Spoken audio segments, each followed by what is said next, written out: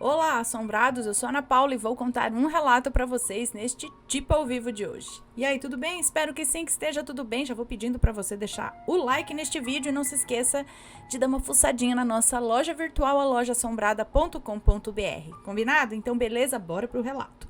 O relato de hoje é este daqui, A Casa Assombrada de São Paulo. Vamos ver.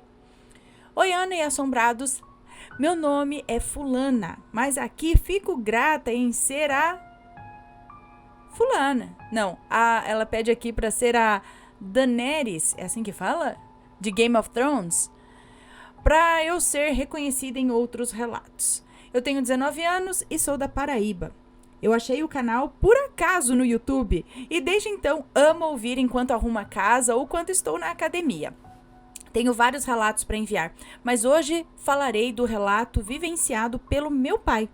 Os nomes estão trocados, vamos começar. Para um melhor entendimento, vamos para um breve contexto. Eu nasci na Paraíba, mas ainda com meses de vida, os meus pais decidiram ir para São Paulo em busca de oportunidades. Porém, com os meus 16 anos, minha mãe decidiu que voltaria a morar em sua terra natal, a Paraíba. Foi uma atitude repentina. Tanto que, quando ela colocou a casa à venda, em poucos meses surgiu um comprador. Com isso, ficamos sem lugar para morar até chegar o dia determinado da passagem, que ia ser 2 meses para frente ainda. A sorte foi que o meu pai tinha um amigo que cuidava de uma mansão abandonada no centro de São Paulo e alugava os quartos, mas tudo de forma anônima, pois ele é só um caseiro e a mansão a qual ele cuidava era patrimônio tombado de São Paulo. É isso? Para quem não sabe, patrimônio tombado são lugares históricos que não podem ser demolidos ou reformados. E, obviamente, não podiam servir como hotelaria. Mas aí fomos, eu, minha mãe... Gente do céu, vai saber de nada aqui não. Mas aí fomos eu, minha mãe, meu pai, meu irmão com o meu pincher morar temporariamente nessa mansão. Ana, a mansão ou casarão era enorme. Vou descrevê-la assim por cima, pois será necessário para a história. Ela tinha uma entrada em rampa de caracol que circulava a casa.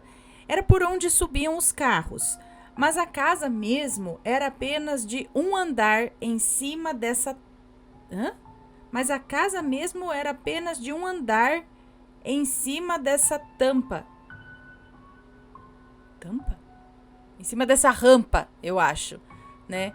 Apenas um andar em cima dessa rampa. Durante a subida dessa rampa, tinha uma porta na estrutura ou base da casa, que era a entrada externa do porão. A casa mesmo era modelo antigo, janela com vidros desenhados, igual de uma igreja, com a copa arredondada. Ai, essas casas lindas, maravilhosas. Copa arredondada. Assim que entrava na casa, tinha um hall de entrada. Ao lado, uma sala enorme com lareira e uma pequena estufa. Ai, que lindo! E subindo uns 2 degraus, tinha a sala de jantar com uma super mesa. Esses cômodos eram interligados, pois não havia portas dividindo, somente arcos arredondados de madeira.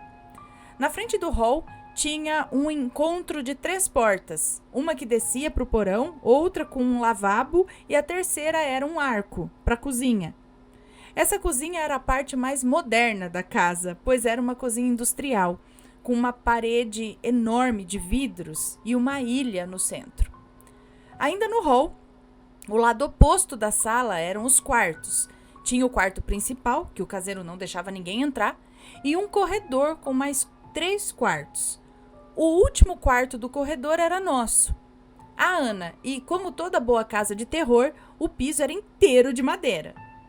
Bom, me desculpe a cansativa descrição da casa, mas será necessário. Então, chegamos nesse casarão e amamos. Eu achava lindo toda essa estética da casa por ser antiga, né?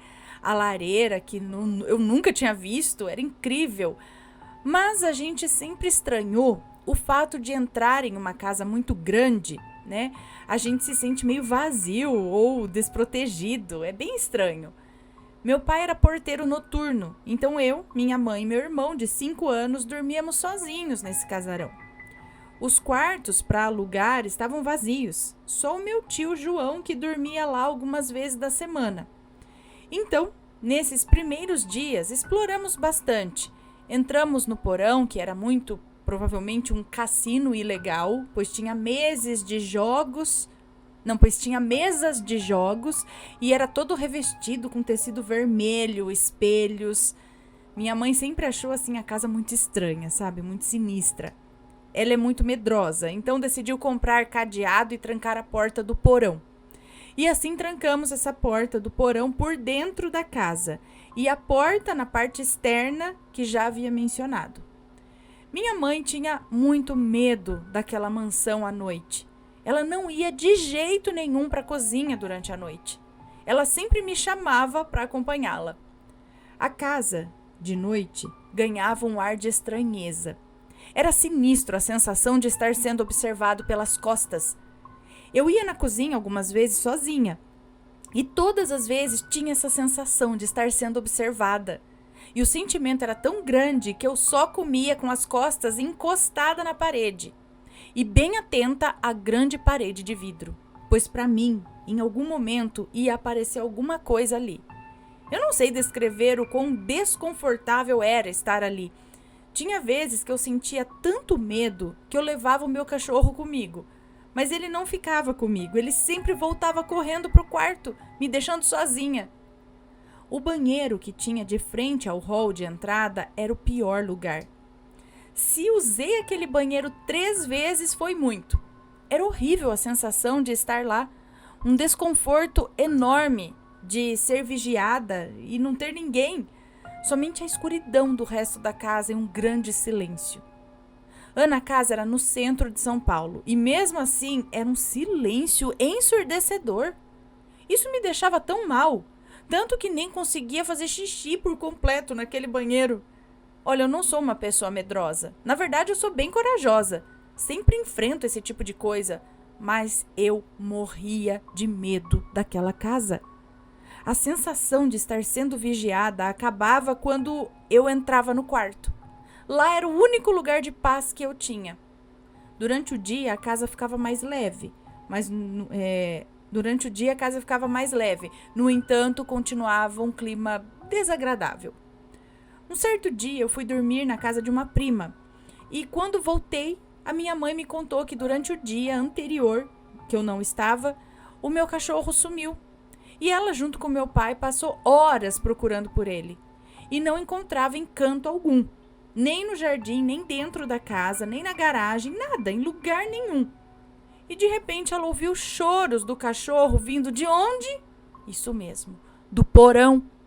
E pasmem, o meu doguinho estava lá, trancado no porão, pois não tinha como ele ter entrado. Como eu falei anteriormente, ambas as portas estavam com cadeados, por causa do medo que a minha mãe sentia. Logo após esse episódio, eu e minha mãe, que acreditamos no sobrenatural, ficamos mais espertas. Começamos a rezar mais. Não deixávamos o cachorro nem o meu irmão sozinhos. Mas eu continuava indo sozinha para a cozinha durante a noite, quando sentia fome. E sempre de noite, eu sempre tinha uma fome descomunal. Quando eu dormia, eu ouvia o piso estralar, como se alguém estivesse andando. Mas nunca liguei, pois a casa era antiga e pode ser que o piso era envelhecido e fazia mesmo esses barulhos, né? E eu também comecei a evitar a sala, pois tinha uns quadros sinistros e o clima era super desagradável.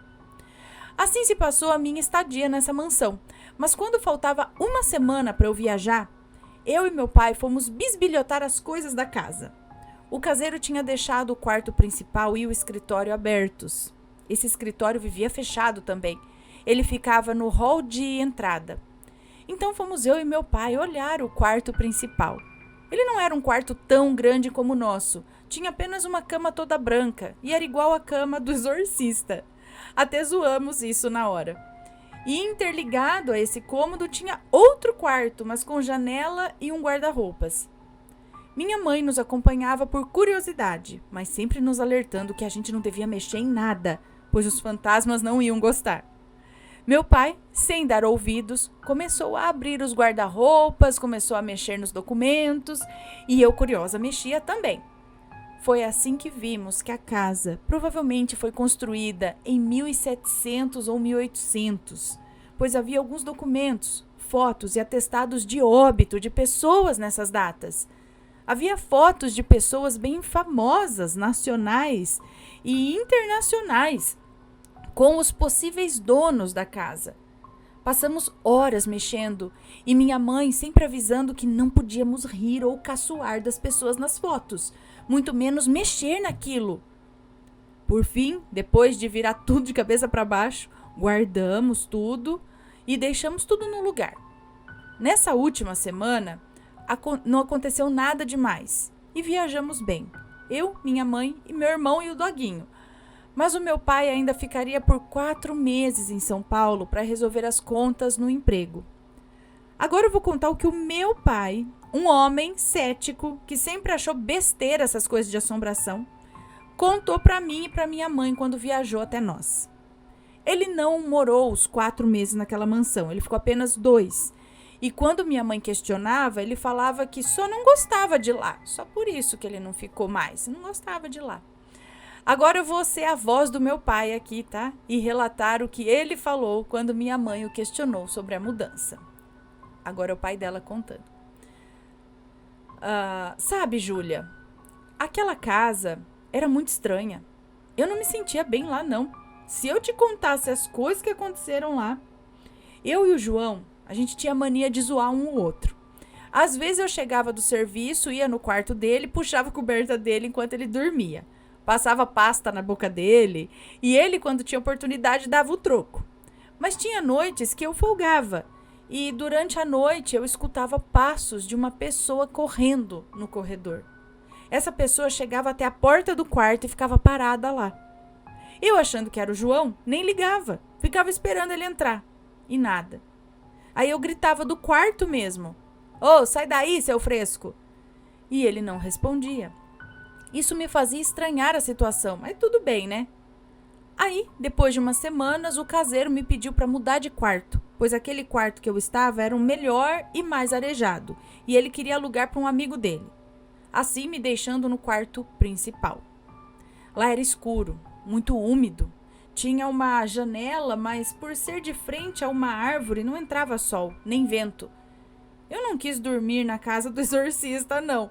Então coloquei a cama de... Eu não quis dormir na cama do exorcista, não. Então coloquei a cama de solteiro, que a Daenerys dormia, lá no outro quarto. Lá era horrível. Teve uma vez, durante a noite, que eu escutava vozes de uma mulher conversando, só que eu não entendia o que dizia. Mas teve um dia que eu considero o pior, que foi quando, enquanto eu dormia, eu ouvi passos no corredor. Sabe, né? Aquele piso velho de madeira. Só que parou na porta, como já havia acontecido outras vezes. Mas, dessa vez, eu escutei a maçaneta abrindo e os passos vindo até mim. Parou nos pés da cama e puxou meu lençol. Naquela hora eu levantei como de um susto, assim, para xingar o João, mas não tinha ninguém no quarto. Eu, meio com sono, fui até o banheiro e no dia seguinte procurei o João para tirar a dúvida, né? Mas ele nem sequer tinha ido dormir naquela noite. Ai, Júlia, aconteceu tantas outras coisas, mas eu não vou nem te contar, porque senão você vai ficar com medo. Bom, Ana, foi assim o relato do meu pai. Eu insisti várias outras vezes para ele contar o que mais aconteceu lá, mas sem chance, ele não contava.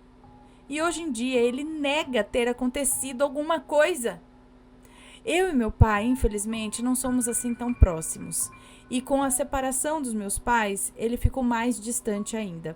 Então acho que ele não falaria comigo sobre esse assunto. Mas, Ana, quando ele contou, a minha mãe deu para sentir a Mas quando ele contou para minha mãe, deu para sentir a veracidade do que ele estava dizendo. Sem contar o que nós mesmos vivenciamos lá, né? Eu sei também que ele não saiu de imediato, pois pegou Covid na época, ficou muito mal. Agora imagina, Ana, doente sozinho naquela mansão. Eu também acredito que o meu pai tenha sofrido mais com esses espíritos, pois ele não é ligado a nenhuma religião, sabe? Ele nem sequer faz o sinal da cruz, vive bebendo. Acredito que essas coisas dão uma brecha para o sobrenatural. Mas e aí, Ana e Assombrados, o que me diz? Estou ciente da bronca por mexer nas coisas dos moradores, mas eu sou muito curiosa. Se for comentar, que seja com respeito, tá? Não custa nada dar opinião ou responder sem ofender. Desculpa qualquer erro, foi escrito inteiramente pelo celular, demorei quase um mês para fazer isso. Beijo, Ana e Assombrados, e até breve. Um beijo para você, muito obrigada. Então, como é um lugar bem antigo e provavelmente, né, sei lá, pessoas influentes, pessoas com dinheiro que moravam ali e esse cassino funcionando ali embaixo. É isso que pega muitas vezes. Porque a gente sabe, né, que pode rolar ali num cassino, né, mas várias coisas, jogo, vício, né, isso daí já cria uma aura ou puxa coisas que ficam, que, né, vai saber o que mais que aconteceu ali. Então, realmente, ele pode ser ali assombrado até por almas apegadas ao lugar, enfim, né, vai saber a egrégora que tem ali, né, no local. Mas é muito interessante. Eu amo essas casas, eu amo. Se eu pudesse comprar uma e reformar, moraria com certeza numa dessas. Até casa assombração. Mas eu ia falar, assombração, chega aí que a gente tem muita coisa para conversar. Eu tenho um canal, a gente posso contar o que tá acontecendo. Desde que não faça mal, né? A gente puxa a coberta. Não, me deixa dormir, por favor. Não, tô brincando, gente. Eu não sou assim tão corajosa, não. Mas que eu amo essas casas, eu amo. Essas casas antigas, acho lindo, lindo. Acho que tinha que preservar tudo. Bom, e aí? Alguém já passou por uma experiência desse tipo em alguma casa antiga, algum museu? Conta aí pra gente. Se for comentar, que seja com respeito, por favor. E a gente se vê no próximo relato. Fui! Tchau, tchau.